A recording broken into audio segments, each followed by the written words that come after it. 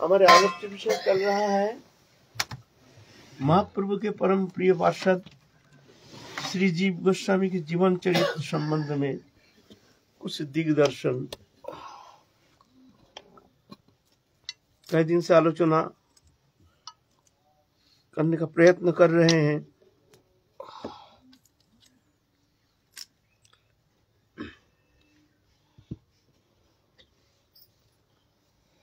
धर्म से तथ्य निहित गुहायां महाजन जैन गतिश्य पंथा। धर्म के तथ्य ये जानना बहुत कठिन है।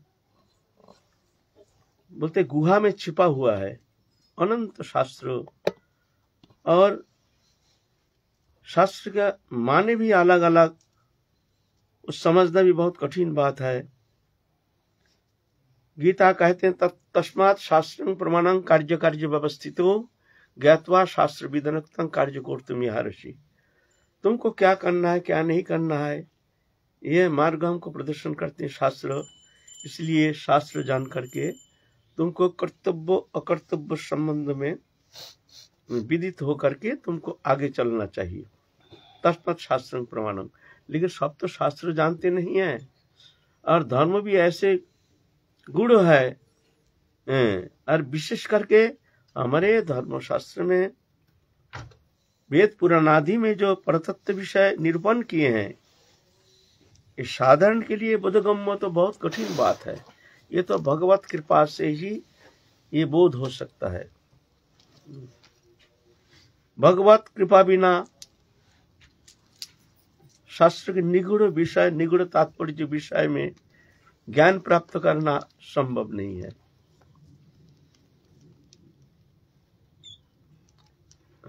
ये भगवत कृपा से ही संभव। तो महाप्रभु आए हैं समस्त पार्षदों को लेकर के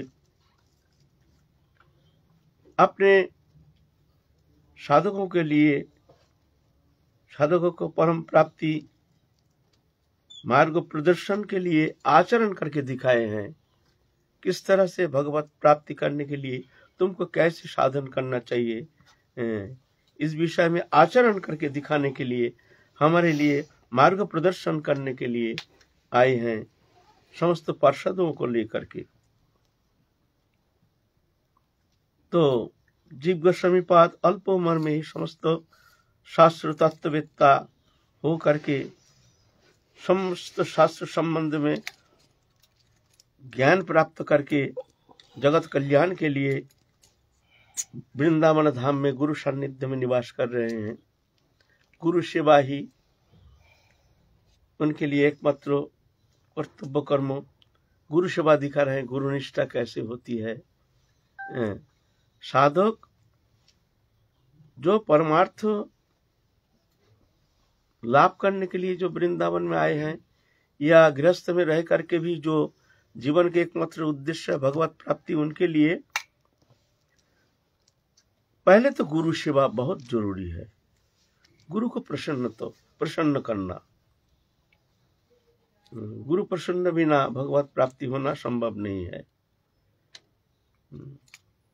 तस्मात् गुरु प्रबद्धते श्रेयोत्तमम्।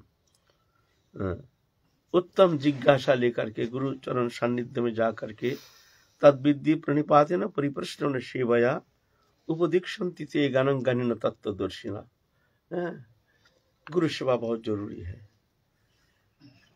गुरु भगवान के स्वरूप है। गुरु के माध्यम से में समस्त तत्व शिष्य के भीतर प्रकाशित होता है। परतत्व विषय जो भी ज्ञान है सब गुरु कृपा से ही प्राप्त होता है। जैसे चंद्रमा पृथ्वी को रोशनी देते हैं, ये चंद्र किरण नहीं है सूर्य किरण। चंद्र किरण अपना किरण नहीं है, वो सूर्य किरण है। ऐसे ही जो व्यष्टि गुरु हैं, उनके भीतर से भगवत शक्ति, भगवान की जो कारुण्य शक्ति, कृपा शक्ति शिष्य में संचारित होती है। गुरु जब प्रसन्न हो जाते हैं तो भगवान प्रसन्न हो जाते हैं। प्रसन्न होकर शिष्य को कृपा करते हैं, तो गुरु के पास वो समस्त तत्व बोध करने में समर्थ हो जाते हैं। गुरु कृपा ही केवलम। गुरु एक फिगार नहीं है, गुरु सर्वव्यापक सर्वत्र विराजमान है। ये नहीं कि हम घर में रहते हैं, गुरु सानिध्य से हम दूर रहते हैं, ऐसे नहीं है। निष्ठा होने से वहीं पर बैठे बैठे तुम गुरु कृपा प्राप्त करने में समर्थ हो सकते हो। तो हमारे सनातन धर्म में गुरु की श्रेष्ठता प्रदान करते हैं गुरु सेवा, गुरु सानिध्य। महत सेवायांग दारमाहुर विमुक्ते समुदारो जो संग संगम। श्रीमद् भागवत पुराण कहते हैं 2 दरवाजा है, एक मुक्ति का दरवाजा, एक नरक का दरवाजा। तो महत सेवायांग दारमाहुर विमुक्ते, महत सेवा माने गुरु सेवा, या विशेष कोई ऐसे पहुंचे हुए संत महत सेवा। जब तक गुरु है तो गुरु सेवा ही श्रेष्ठ होनी चाहिए। ऐसे नहीं गुरु को अवहेलन करके किसी महत पुरुष का भी सेवा करने का प्रयत्न करना, ऐसे नहीं, गुरु अवज्ञा दोष लग जाता है। ठीक है, महत के प्रति श्रद्धा तो होनी चाहिए, लेकिन अपने गुरु में अनन्य निष्ठा होनी चाहिए, है ना। कुलदानंद ब्रह्मचारी कुल ऐसे बहुत सारे दृष्टांत हैं। अपने गुरु में निष्ठा होनी चाहिए। हाँ, महत पुरुष में भी निष्ठा होनी चाहिए, श्रद्धा होनी चाहिए। गुरु अवर्तमान, गुरु है नहीं, उस स्थिति में हमारे सजातीय जो हमारे भजन पद्धति अनुसार अगर सजातीय होता है तो जा करके ऐसे महत पुरुष के सानिध्य में रह करके भजन सीखना, भजन करने का चेष्टा करना, उनकी सेवा करना उत्तम है। लेकिन गुरु वर्तमान बहुत देखा जाता है, गुरु छोड़ करके दूसरा कोई महत पुरुष के प्रति ज्यादा श्रद्धा रखते हैं, ये गुरु अवज्ञा दोष लग जाता है, उसमें कुछ मंगल होता नहीं है ना। गुरु में श्रद्धा, गुरु में निष्ठा होनी चाहिए। एक प्रश्न यहाँ आता है, बोलो। कभी कभी अनजाने में हम कहीं दीक्षित हो जाते हैं और बाद में वो जो भगवत बुद्धि है गुरु के प्रति वो निष्ठा नहीं रहती है, क्योंकि सदगुरु के लक्षण जो हैं वो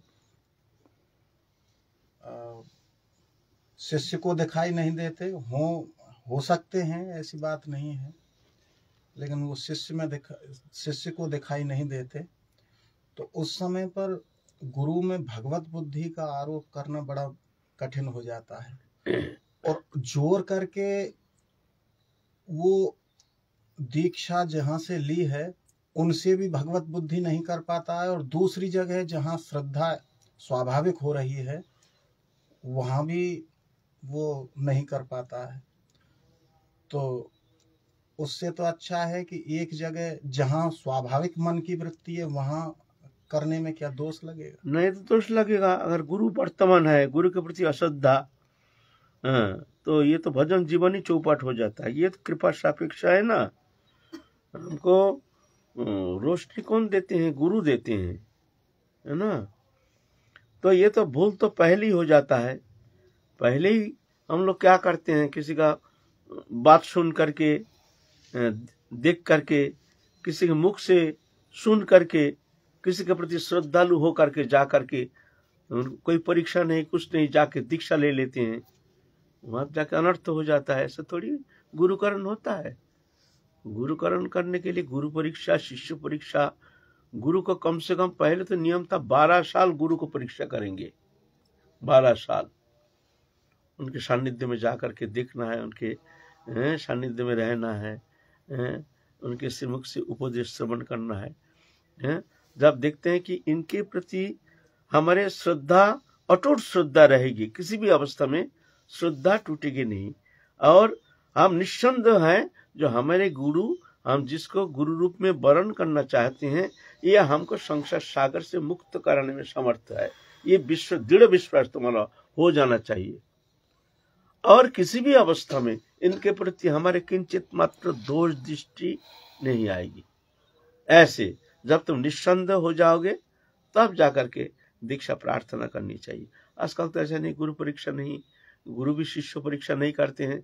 हम जो वस्तु देंगे ये इसकी योग्यता है कि नहीं, ये साधन करेगा कि नहीं, न कि ऐसे ही गुरु बन के फिर वो भी खरिया पलटन बन के खरिया संप्रदाय बनाना शुरू कर देगा। योग्यता नहीं, अधिकार नहीं, ऐसा तो देखने में आता है ना। अभी हम जैसे गुरु बन जाते हैं रात रात में, ऐसा नहीं होता है ना, ऐसा नहीं होता है ना। तो गुरु परीक्षा, शिष्य परीक्षा, गुरु का अधिकार योग्यता शास्त्री निरूपण किए हैं। तस्मात् गुरु प्रबद्धते श्रेय उत्तम शब्द च परिनिष्णात। शब्द ब्रह्म में एवं पर ब्रह्म में निष्णात माने जो समस्त तत्व विषय में वो अनुभव सिद्ध ज्ञान है, अनुभव कर चुके हैं, ऐसे गुरु बन सकते हैं। एक फंसे हुए जीव वो दूसरे को बंधन कैसे मुक्त कर सकता है? हम स्वयं फंसे हैं, बंधन दशा प्राप्त होकर संसार चक्र में घूम रहे हैं, कामना वासना के अंधकार जाल में फंसे हुए हैं, मन में अथाह कामना राशि, और हम गुरु बन जाते हैं तो क्या होगा? आपका तो अकल्याण है ही है, दूसरा को भी हम अंधकार में धकेल रहे हैं, जाओ, है ना? ऐसा थोड़ी होता है ना। इसीलिए पहले गुरु परीक्षा, शिष्य परीक्षा। गुरु सब कोई हो नहीं सकता है, समस्त सर्वथा समस्त दोष मुक्त होनी चाहिए, निर्दोष। दोष बहुत प्रकार, मोह तंद्रा भ्रम रुक्ष रस परिश्रम असत्य क्रोध आकांक्षा शंका विश्व विभ्रम उल्लन काम वैषम्य लोलता मद माश्चर्य हिंसा छेद परापेक्षा, इतना सारे दोष जीव में है। समस्त दोष वर्जित, कोई दोष नहीं, तब जाके उसको निर्दोष कहा जाता है। ये निर्दोष है। निर्दोष माने कोई भी दोष नहीं, मोह तंद्रा भ्रम असत्य, ये सब क्रोध काम क्रोध लोभ मोह, ये सब वर्जित। ये कब हो सकता है? जब साक्षात भगवत दर्शन करने में समर्थ होता है, जब पूर्ण रूप से भगवत कृपा प्राप्त करने में समर्थ होता है, तभी जाके वो सर्वथा निर्दोष होता है। तो वो गुरु हो सकते हैं। ऐसा थोड़ी होता है कोई भी गुरु बन जाता है, ऐसा थोड़ी होता है। परमार्थ विषय में ऐसे होता नहीं है। एक अंधा है, दूसरों को कैसे राह दिखाएगा? अंधा को क्या राह दिखाएगा? इसीलिए गुरुकरण करने के लिए कभी व्याग्र नहीं होनी चाहिए। हमारा गुरुकरण करना है, गुरुकरण करना नहीं तो भजन होगा नहीं, रात रात में कहीं जा करके ऐसे व्याकुलित तो होकर के कहीं से कान फूकवा लिया रात रात में, ऐसा थोड़ी होता है। भजन जीवन चौपट हो जाएगा, गुरु के प्रति श्रद्धा नष्ट हो जाएगा, श्रद्धा नष्ट होने से समस्त भजन जीवन चौपट हो जाएगा। पहले विचार करो, पीछे विचार नहीं करना। पहले देखो, पीछे देखना नहीं। पहले विचार करो बढ़िया करके, अच्छी तरह से। ऐसा थोड़ी है रात रात में जाकर के कान फूक लिया। और हम जैसे गुरु, और वो भी चेला बनाने के लिए देखती है, पैसा वाला है, बढ़िया है, इसको चेला बनाएंगे तो हमारा तो बहुत लाभ है, कहीं दूसरा जगह चला जाएगा, भाई ये तो झमेला है, पैसा वाला है, इसका चेला बना लेंगे तो हमारा कितना पैसा, भाई प्रणामी भेंट प्रणामी सब और सेवा बताएंगे, ये कर दो, ये कर दो। रात में सुबह होते ही जल्दी नहा के आ जाओ, तुम जहां आ गए हो ऐसे जगह तुमको कहीं नहीं मिलेगा, तुम ठीक जगह आ गए हो, जाओ नहा के आ जाओ, ले हो, है ना? ऐसा थोड़ी होता है। देखो, विचार करो, ये खेल तमाशा नहीं है। परमार्थ मार्ग जो है ऐसा नहीं होता है।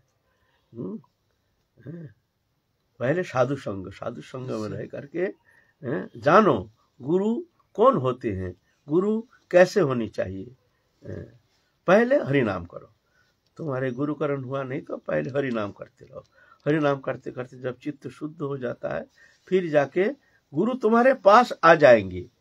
गुरुकरण करने के लिए तुमको गुरु ढूंढने की आवश्यकता है नहीं, गुरु स्वयं भगवान गुरु तुम्हारे पास आ जाएंगे। ये सत्य है, ये सत्य है। अगर तुम्हें वही अधिकार आ गया, योग्यता तुमको आ गई है, तुम साधन चेष्टा के द्वारा ऐसे तुम्हारे अंतःकरण शुद्ध हो गया है, गुरु स्वयं तुम्हारे पास आ जाएंगे। श्यामाचरण लाहिड़ी नाम के एक जोगीराज थे। हम तो जा रहे थे दिग्गज श्रीपाद के जीवन चरित, आ गया प्रसंग। श्यामाचरण लाहिड़ी बिहार में दानापुर में नौकरी करते थे फूड डिपार्टमेंट में। अचानक उनका क्लार्क थे फूड डिपार्टमेंट का। रानी खेत है हिमालय तराटी में एक जगह, वहां वो ट्रांसफर का ऑर्डर आ गया। भजन भजन करते नहीं है, कुछ जानते नहीं है, आग्रह भी नहीं है, श्रद्धा है लेकिन नौकरी करते हैं ब्रिटिश पीरियड। चले गए हैं ट्रांसफर लेकर के, ट्रांसफर हो गया, रानी खेत चले गए हिमालय तराटी में। हिमालय की सुंदरता देख करके बड़ा मन मोहित हो गया। एक दिन घूमते घूमते घूमते घूमते चलते चलते चलते चलते एकांत चलते चलते जा रहे हैं जंगल की ओर, और पीछे से एक जन पुकार रहे हैं, समाचरण समाचरण। पीछे मुड़ के देखते हैं जटाजोटधारी एक सन्यासी। अरे यहाँ आपको कौन पहचानता है? बंगाली थे, श्यामाचरण लाहिड़ी।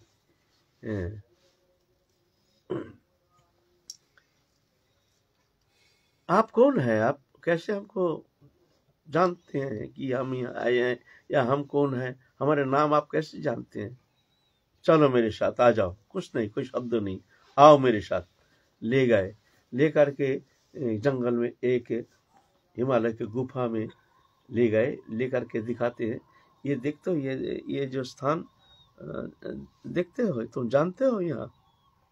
बोलते नहीं, हम तो कभी आए नहीं, तो पहली बार आए हैं। तो स्पर्श किया, ऐसे स्पर्श करने से उसके पूर्व जन्म की स्मृति आ गई है उनके भीतर। देख रहे हैं जो पूर्व जन्म में ही तपस्या की वो गुफा में। बोलते ये दंड कमंडल आदि जो सामग्री है तुम्हारे हैं, हम तुम्हारे इंतजार में बैठे हैं, हम तुम्हारे इंतजार में बैठे हैं, तुम्हारे जो वस्तु देना है वो देने के लिए हम आए हैं। तुम स्नान करके आ जाओ, हम तुमको दीक्षा मंत्र प्रदान करेंगे, फिर तुम अपना साधन में लग जाओ। हम ही ऐसे भ्रमित करके तुमको यहाँ लाए हैं, तुम्हारे डिपार्टमेंट से ऐसे भूल करके तुमको यहाँ लाया गया है। अब कुछ दिन में तुम्हारा फिर ट्रांसफर ऑर्डर आ जाएगा, तुम फिर यहाँ से लौट के चले जाओगे दानापुर। जाओ। फिर स्नान करके आए तो फिर उनको दिव्य दृष्टि प्रदान किए, फिर साधन में लग गए। गृहस्थ अवस्था में अल्प दिन में बहुत साधन के बहुत उच्च स्थिति में पहुंच गए। भारत के साधक में उनकी जीवन चरित है, रोंगटे खड़ा हो जाएगा कैसे जीवन चरित है। तो ऐसे गुरु आ जाते हैं। ध्रुव महाराज कौन सा गुरुकरण करने के लिए जंगल गए थे? जानते ही नहीं जब हमको गुरुकरण करना है, भगवत प्राप्ति करनी है। विमाता का कठोर शब्द सुन करके एकदम बिलबिला गए, एकदम क्षत्रिय बालक है ना। विमाता ने कह दिया, जा, अगर पिता के गोदी में तेरे को बैठना है तो जा, साधन करके तपस्या करके भगवत प्राप्ति कर लेना, तो भगवान तेरे को वर देने के लिए आएंगे। तो मांगना जो हम विमाता के गर्भ में हम जन्म लेंगे, फिर हमारे गर्भ से तो जन्म लेना, फिर हमारे गर्भ से जब जन्म लेगा तब जाके तो पिता का गोदी में बैठना। चल यहाँ से। ऐसे कठोर शब्द। क्षत्रिय बालक एकदम जैसे नाक सर्प के ऊपर हाथ मारने से जिस तरह से फुटकार मारता है, इस तरह से जाओ। फिर घटना बोल, फिर जाकर को रात को अंधकार में चले गए। जाकर के हाँ हरि जंगल में, गहरा जंगल में जाकर के, हाँ हरि तुम कहाँ हो, हाँ हरि तुम कहाँ हो। भगवान जान गए हैं इसका दीक्षा का समय हो गया। नारद ऋषि को भेज दिए है, नारद तुम जाओ, इसको कृपा करो, इसका समय हो गया, इसका गुरुकरण करने का वक्त आ गया। ऐसे है ना। तो गुरुकरण के लिए व्यग्र नहीं होनी चाहिए, जहां तहां कान फूंकना कदापि उचित नहीं। तुम निस्संदेह हो जाओ, तुम्हारे गुरु तुम्हारे पास आ जाएंगे, या तो स्वप्न में कहीं निर्देश कर देंगे, जाओ तुम वहां जाओ, वो तुम या स्वप्न में तुमको दिख जाएगा, गुरु तुमको दिखाएंगे, तुम पहचान जाओगे जो ये हमारे गुरु हैं। ऐसा है, ऐसा होता है। नाम करते रहो, जब तक गुरुकरण होता नहीं तब तक हरि नाम करते रहो। जो नाम तुम्हारे अच्छा लगे वही नाम तुम करते रहो। ऐसे है ना, सब प्रिय नाम कीर्तन करते रहो। भगवान के सब नामी स्वयं संपूर्ण सच्चिदानंदमय है, नाम तुमको कृपा करेंगे। ये हमारी प्रैक्टिकल है, ये हम किसी से माने ये सुन करके हम नहीं कह रहे हैं। मैं यहाँ बैठ के ये शब्द जो मैं कह रहा हूँ हमारा प्रैक्टिकल है जीवन का, इसीलिए इस विषय में हमारा कोई संदेह नहीं है। हम जो कह रहे हैं प्रैक्टिकल सत्य शब्द कह रहे हैं। नाम करो, नाम से तुमको बहुत कुछ मिल जाएगा, बहुत कुछ मिल जाएगा, तुम्हारा गुरु तुम्हारे पास आ जाएगा। ऐसी बात है ना। बोलो। कृपा सिंधु बाबा ने दीक्षा तो ली थी यहाँ भदावल वाले महाराज जी से, रहे पंडित बाबा के साथ में, और कृपा भी मिली पंडित बाबा की ही, और अटूट श्रद्धा जो थी वो पंडित बाबा के ही श्री चरणों में थी अंत तक। तो इसमें क्या समझा जाए? देखो, कभी कभी कुछ ऐसे कषाय रह जाता है पूर्व जन्म का, कुछ भोग, कुछ संस्कार, कुछ कमियां रह जाती है।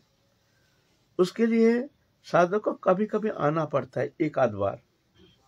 ऐसे बड़े बड़े सिद्ध महात्मा के सानिध्य आकर कभी कभी देखा जाता है, फिर एक आध बार जन्म लेना पड़ता है, लेकिन ज्यादा नहीं, ज्यादा से ज्यादा 3 जन्म शास्त्र में ऐसे कहते हैं। एक जन्म में नहीं हो तो 3 जन्म में तुम्हारी मुक्ति अवश्य होगी, अगर सदगुरु हो तो। और हम जैसे गुरु हो तो कह नहीं जाएगा, तुम कितना तक कहां तक घूमते रहोगे, कोई गारंटी नहीं है। हम जैसे को गुरु बना लिया तो है ना। सदगुरु होनी चाहिए। सदगुरु अलग होता है, गुरु बहुत हो सकता है। गुरु और सदगुरु में भेद है। गुरु है जैसे स्कूल में कॉलेज में पढ़ते हैं, प्राइवेट ट्यूटर है, ये सब गुरु पदवाच्य। पिता माता गुरु है, भाई गुरु है, जो शिक्षा देते, कुछ भी शिक्षा देते, ये सब गुरु है। लेकिन सदगुरु उसको नहीं कहा जाता है। सदगुरु कहा जाता है जो संसार सागर से हमको मुक्त करने में समर्थ है। समर्थ जो महापुरुष है वो सदगुरु पदवाच्य। शक्ति सामर्थ्य, जो दृष्टा पुरुष, जो भगवत दर्शन कर चुके हैं, जो भगवत आदिष्ट पुरुष, जो भगवान जिनको गुरु पद में अभिषिक्त किए हैं, ऐसे महत् पुरुष का सानिध्य प्राप्त करने से 3 जन्म के अंदर तुम्हारी मुक्ति। तुम कितने भी पापाचारी, दुराचारी, अभिचारी, व्याभिचारी, कुविचारी, कदाचारी हो, अवश्य तुम 3 जन्म के अंदर तुम मुक्त हो जाओगे। संसार चक्र से मुक्त होकर परम शांति पद प्राप्त करने में तुम समर्थ हो जाओगे। ये बात है। मैं भी नाम संकीर्तन, आपका संकीर्तन देख के ही करता हूँ जैसे भी, मगर मैंने भी कुछ धारण करा, नहीं बोल पाता मैंने सोचा का किसी जिसको गुरु बनाना मैं देखता हूँ डेली। हाँ बिल्कुल बिल्कुल, हमेशा आपका लाइव लोड डेली देखता हूँ। चंचलता करना नहीं, व्यग्रता दिखाना नहीं है। गुरु भगवान है, गुरु हमारे साथ है। गुरु कोई एक फिगर नहीं, गुरु एक पर्टिकुलर शरीर नहीं, गुरु साक्षात भगवान। वो एक सोर्स होता है, बस एक सोर्स। उस सोर्स से हमको शक्ति मिलती है। जैसे मान लो बिजली है, हमारे जो बिजली के जो पावर हाउस है तो सोर्स है, लेकिन बिजली यहाँ से हमको पूर्ण सब बिजली मिल जाएगी ऐसे नहीं, है ना। तो वो सोर्स है, वहां से तुमको सब कुछ मिल जाएगा, है ना। इसीलिए व्यग्रता नहीं करनी चाहिए। गुरु करण से पहले तिलक कर सकते हैं? तिलक, हाँ, तुम्हारी श्रद्धा है तो कर सकते हो। तिलक करने में तो तिलक क्या है? तिलक क्या है? तिलक है, इसको कहते हैं हरि मंदिर। इसको तुम उलट दो तो एक मंदिर का शेप आ जाएगा, है ना। मंदिर का देखो नहीं जो भाई किया है, इसको उलट दो, उल्टा एक मंदिर रचना किया हुआ है, इसको कहा जाता है हरि मंदिर।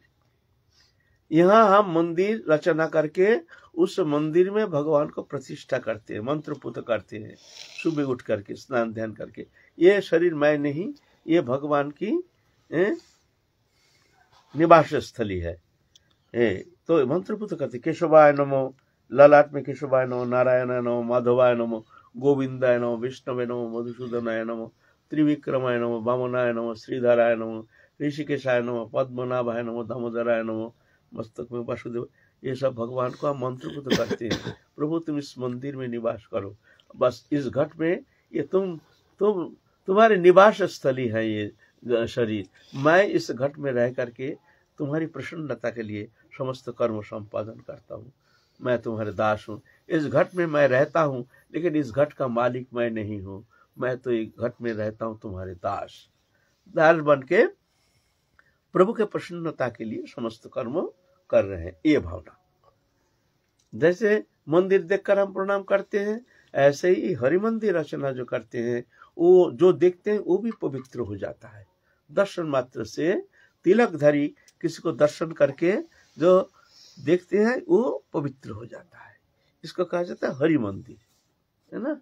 ये तो कोई भी रचना कर सकते हैं, इसमें दोष थोड़ी है। जिनको हम श्रद्धा करते हैं उन्हीं का तिलक हम धारण, हाँ, उन्हीं का तिलक करो, खूब करो, मना थोड़ी है, खूब करो, है ना।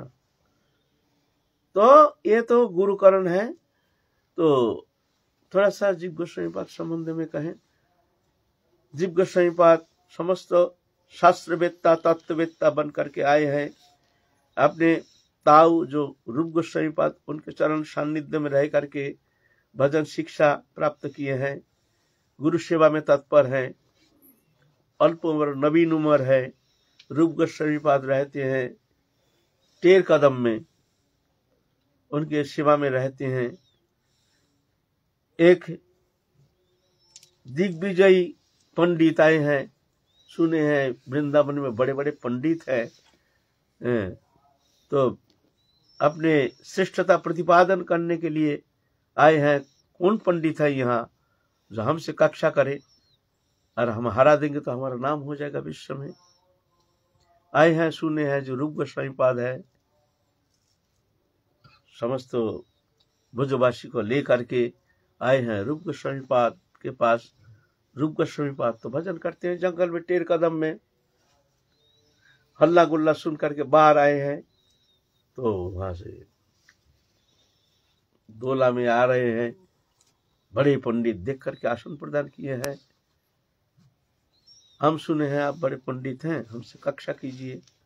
बोलते कौन कहा है आपको हम पंडित हैं, हम तो बहुत ही मूर्ख हैं, कोई ज्ञान नहीं, कुछ नहीं। अभी तक हम शरीर धर्मी बन करके शरीर में आत्मबुद्धि करके संसार चक्र में घूम रहे हैं। कौन आपको कह दिया जो मैं पंडित हूँ? मैं पंडित नहीं हूँ, मैं तो मूर्ख से मूर्ख हूँ। अगर मूर्ख नहीं होता तो ये शरीर धर्मी बन करके भगवत अंश होकर के मैं संसार चक्र में अभी तक फंसा रहता। अब माफ कीजिए, ऐसे आपको किसी ने भ्रमित कर दिया तो नहीं नहीं नहीं, हमने सुना है आप बड़े पंडित हैं, हमसे कक्षा कीजिए। तो बोलते ये बड़ा अफवाह था, क्या जोर करके कक्षा करना चाहते। बोले देखिए, मैं आपके शिष्य का भी शिष्य होने का लायक नहीं हूँ। मैं तो प्रयोजन नहीं है। जो भजन करने आए हैं वो तो तर्क वितर्क से दूर रहती है, अपना प्रतिष्ठा से दूर रहती है। अभिमानं सुरापानं गौरवं रौरवं समम प्रतिष्ठा सुकरी विष्ठा त्रयं त्यक्ता हरिं भजेत। हमारे शास्त्र कहते हैं जो भजन पीछे करना, अगर तुम भजन करना चाहते हो, हरि भक्ति प्राप्ति करना ही तुम्हारे जीवन का उद्देश्य, पहले ये तीन को त्याग करना, फिर भजन करना। अभिमान, मैं पंडित हूँ, कुलीन मानी धनी ज्ञानी, मैं भजनानंदी वैष्णव आदि, जो अभिमान, इसको पहले त्याग करना। अपना को हीन ज्ञान, अयोग्यता बुद्धि, इसमें ही प्रेम, इसमें सर्व सिद्धि। अपना को हीन ज्ञान, ये भावना रख लो। उत्तम हइया हबे निरभिमान, जीवे सम्मान दिवे जानी कृष्ण अधिष्ठान। अपना उत्तम है लेकिन निराभिमान, वो अपने को कभी मानते नहीं, मैं बहुत पंडित हूँ, ज्ञानी हूँ, सब में भगवान है, ये जान करके प्रणाम करते हैं। हम ही सबसे हीन है, नीच है। अपना को हीन ज्ञान, अयोग्यता बुद्धि, इसमें ही प्रेम, इसमें सर्व सिद्धि। ये महाप्रभु हमको सिखाते हैं। तो बोले महाराज, आपसे मैं क्षमा याचना करता हूँ, मैं तर्क करना हमको आता नहीं है, हम जानते भी नहीं है। तो ठीक है, हमको आप स्वीकार कर लीजिए। और हाँ ठीक है, माला ला के उनके गले में पहना दिए है, हम स्वीकार करते हैं, आप बड़े पंडित हैं, हम आपकी जो शिष्य है उनके कक्षा करने का भी हमारा सामर्थ्य है नहीं। ये जा रहे हैं आनंद में।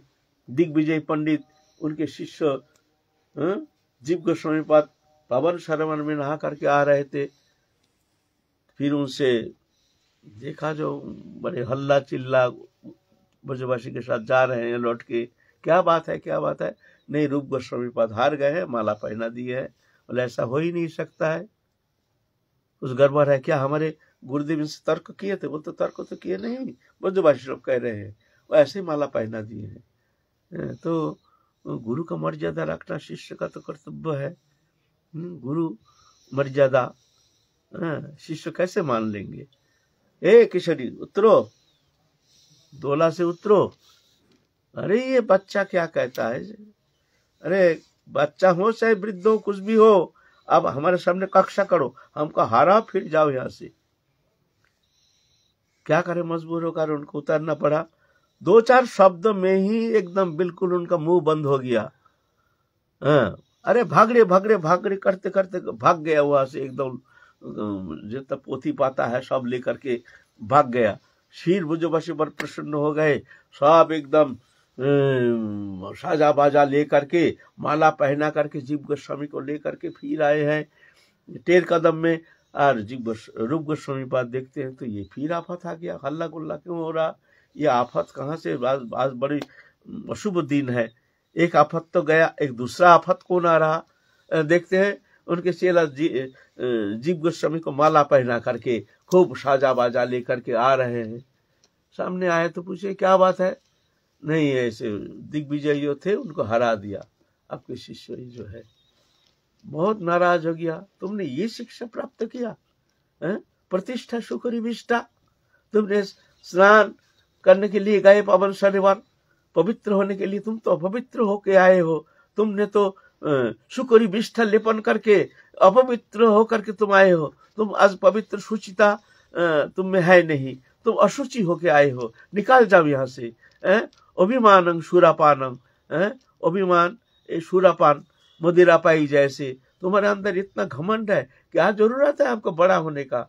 बड़ा होने के लिए हम लोग आए हैं, हमको तो भगवत प्राप्ति ही जीवन का उद्देश्य है, भगवत प्राप्ति के लिए आए हैं। और यहाँ आके मान अभिमान थोड़ा सा छोटा हो ही जाता तो क्या होता है? अपना को हीन ज्ञान अयोग्यता बुद्धि या हीनता, ये तो हमारे भूषण है, अलंकार है। दीनता साधु के लिए अलंकार होता है।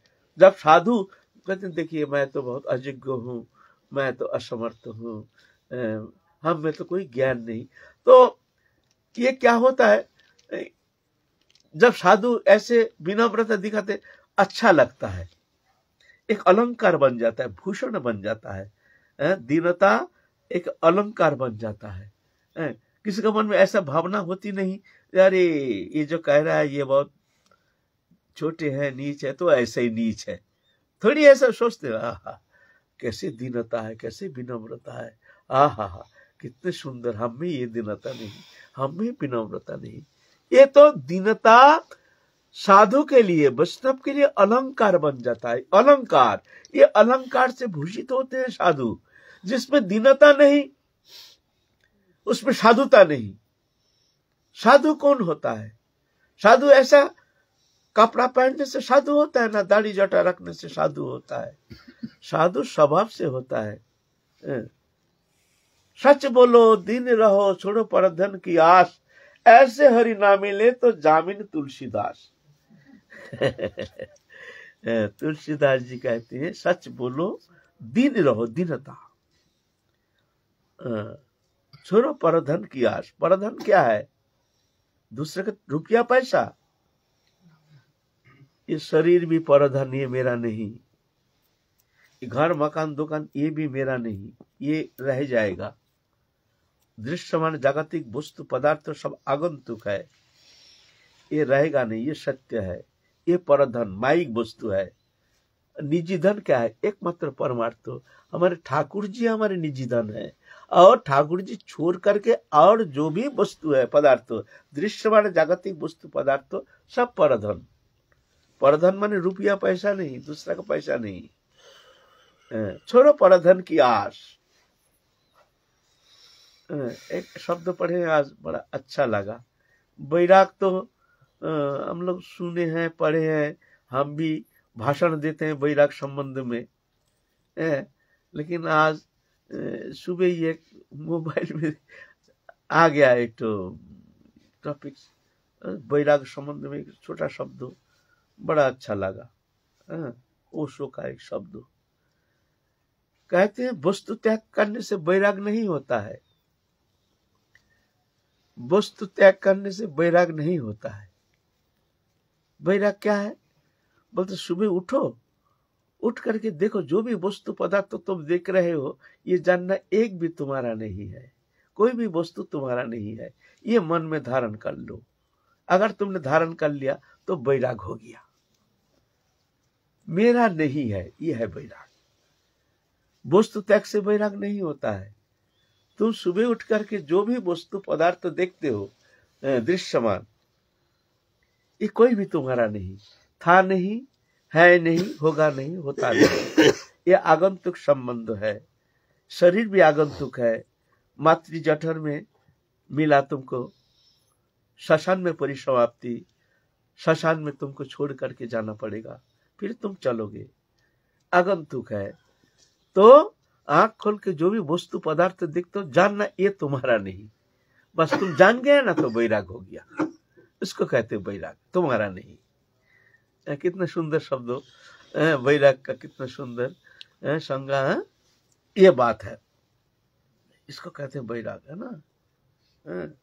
तो अभिमान सुरापान, ये अभिमान सुरापाई जैसे, तो कहते हैं तुम सूची हो के आए नहीं हो, तुम्हारे अंदर ये अभिमान, तुम्हारे अंदर ये अभिमान, तुमने उनको हरा दिया। क्या जरूरत है, सबको सम्मान दो, दूसरों को सम्मान दो, अपनों को हीन ज्ञान, अयोग्यता बुद्धि, अपनों को हीन मानो। श्रीमद् भागवत कहते हैं मनुष्यतानि भूतानि प्रणमेद बहुमानयन ईश्वर जीवकलय प्रविष्ट भगवान इति। मन के द्वारा सब में भगवान है जान करके सबको प्रणाम करो, सम्मान करो। मनुष्यतानि भूतानि प्रणमेद बहुमानयन, ये हमारे धर्म शिक्षा देते हैं। हमारे सनातन धर्म, हमारे हिंदू धर्म, हमारे वैष्णव धर्म ये शिक्षा देते हैं। शायद विश्व में और कोई धर्मावलंबी ऐसे हैं, ऐसी शिक्षा प्राप्त करते हैं, ये हमारी जानकारी है नहीं। अगर जानकारी होता तो विश्व में ऐसे खलबल ही नहीं मचता। धर्म के नाम पर जिस तरह से चल रहा है हिंसा, जिस तरह से विनाश के लिए आगे बढ़ रहा है, ये धर्म के नाम पर, आतंकवाद आदि जो धर्म के नाम पर, अभी अफगानिस्तान में देखो धर्म के नाम पर ये। लेकिन हमारे सनातन धर्म में ऐसी शिक्षा नहीं देते हैं, ये कुछ हट करके। अतो मांग सर्वभूतेषु भूतात्मनां कृतालयम् अरहत दान मानव्यम मैत्र्य भिन्न चक्षुषा।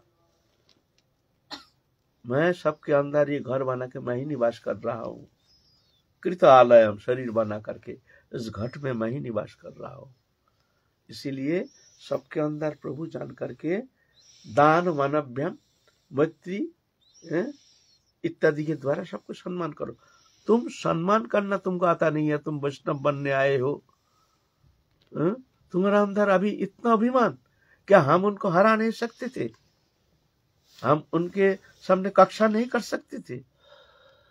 प्रतिष्ठा शुक्र विष्ठा लेपन करके तुम आए हो, पवित्र होकर निकलो, त्याग दिया, जाओ, तुम हमको मुंह नहीं दिखाना से। कैसी शासन, कैसी शिक्षा आजकल है ही नहीं।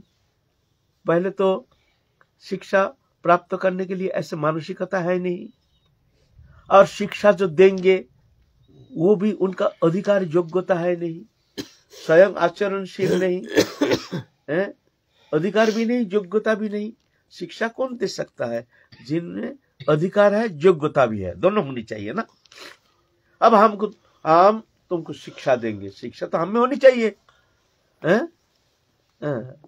तो अभी दो वस्तु का अभाव, पहले तो शिक्षा देने लायक अधिकारी, योग्यता संपन्न महत्पुरुष का अभाव, और शिक्षा लेने के लिए विनम्रता पूर्ण आचरणशील साधक का अभाव। आचरण करने के लिए भी तैयार नहीं। हम बोलेंगे, शासन करेंगे तो भाग जाएगा, बोले इधर यहाँ जाएंगे नहीं, बेकार इतना तारण करते हैं, वर्षण करते हैं, ये करते हैं, है ना, कठिन है ना। लेकिन पहले ऐसा नहीं था, गुरुगृह में रह करके ये शिक्षा करनी पड़ती थी पहले शिष्य के लिए। तो हम ना जा करके ऐसे ऐसे महत् पुरुष बने हैं हमारे भारत में। अभी कमी आ गया है, अभी क्वांटिटी तो बहुत बढ़ गया लेकिन क्वालिटी बहुत खराब हो गया। वैष्णव तो है तिलकधारी, हम समालोचना नहीं करते हैं, मैं अपने आप को मैं कहता हूँ क्वांटिटी बढ़ गया। वैष्णव अब 4 और तिलक कोटि माला को देखता है, पहले से बहुत ज्यादा है।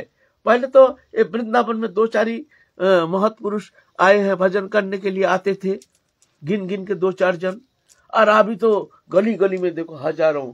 अभी निमंत्रण कर दो, भंडारा का नाम सुनते ही देखना एकदम बिल्कुल, तुम 100 निमंत्रण करोगे तो 1000 आके हाजिर हो जाएगा। कितना साधु तुम हैं? तो क्वांटिटी तो बढ़ गया है, क्वालिटी है, अच्छा क्वालिटी है ऐसा नहीं, लेकिन देखने में आता है क्वालिटी डाउन हो गया है ना। त्याग दिया, जाओ आज से मुंह नहीं दिखाना। दुखी होकर के 3 दिन अनाहार रह करके वहां पड़े रहे, नहीं जाओ, तुम इतना दाम्भिक अहंकारी, तुम एकदम सम्मानी व्यक्ति को तुम अपमान कर दिया। अरे क्या अन्याय किया आपने, गुरु मर्यादा रक्षा के लिए ही तो तर्क किया, नहीं तो क्या जरूरत था उनका। लेकिन दुख शासन, चले गए जंगल में। सनातन गोस्वामी का खबर मिला, रूप गोस्वामी, जीव गोस्वामी चले गए, उनको त्याग दिया रूप गोस्वामी ने। सनातन गोस्वामी आए, दयालु हृदय, जानते हैं। हाँ रूप है छोटा भाई, बड़ा भाई सनातन गोस्वामी। हाँ रूप, हाँ भैया बताओ, हम सुने हैं तुमने जीव गोस्वामी को तुमने त्याग दिया। हाँ क्यों नहीं त्यागेंगे, अरे दुष्टो, अहंकारी, दाम्भिक, मर्यादा लंघनकारी। पहले तो गुरु मर्यादा लंघन किया, फिर एक महत् पुरुष को आए हैं, ठीक है उनका सम्मान करो, विनम्रता नहीं, दीनता नहीं, अहंकारी। इसीलिए हमने शिक्षा के लिए त्याग दिया। अच्छा रूप, ये बताओ वैष्णव का जो गुण होना चाहिए, सबसे बड़ा गुण कौन सा गुण है, कौन सा गुण होना चाहिए तुम्हारे नजर में?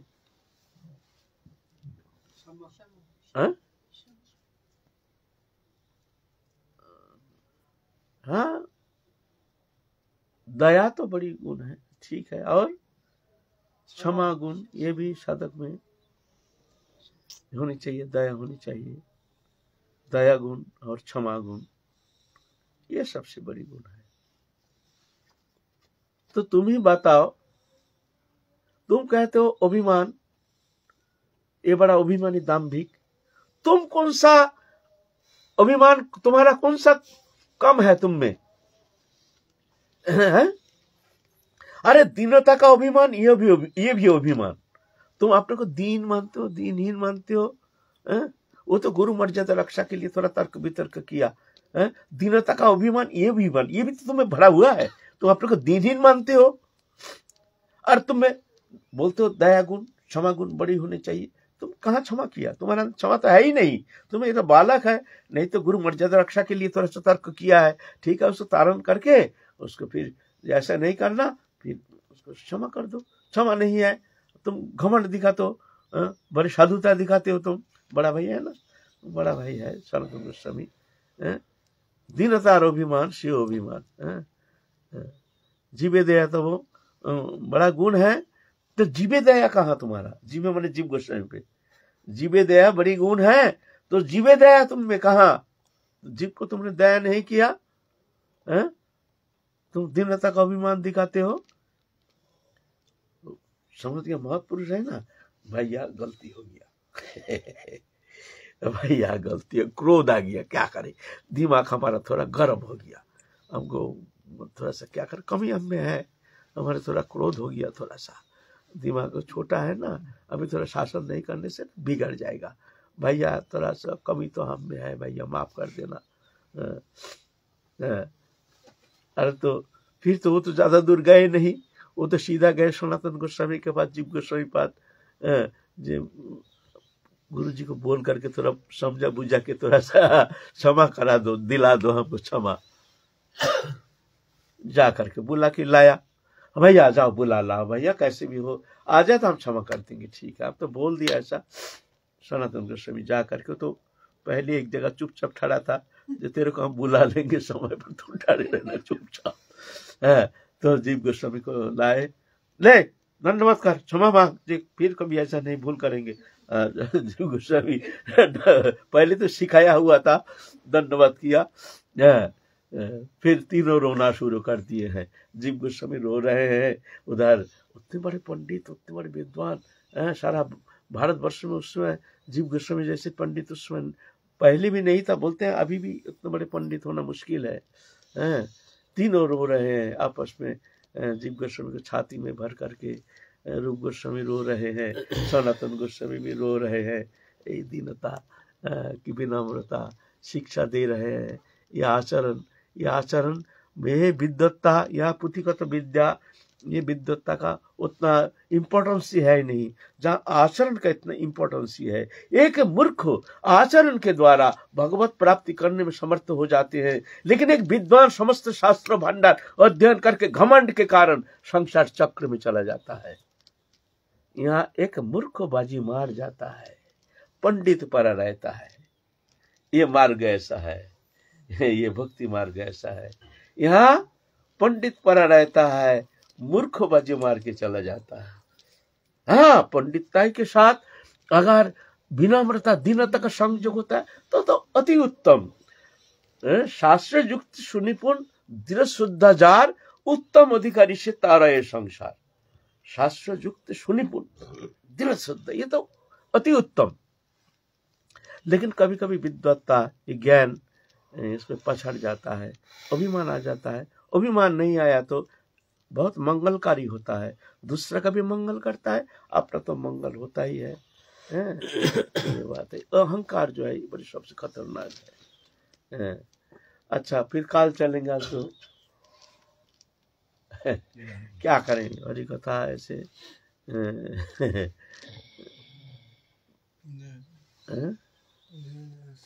जय जय श्री राधे। काल फिर चलेंगे हम लोग जीव गोस्वामी बात के जीवन चरित्र संबंध में और कुछ आलोचना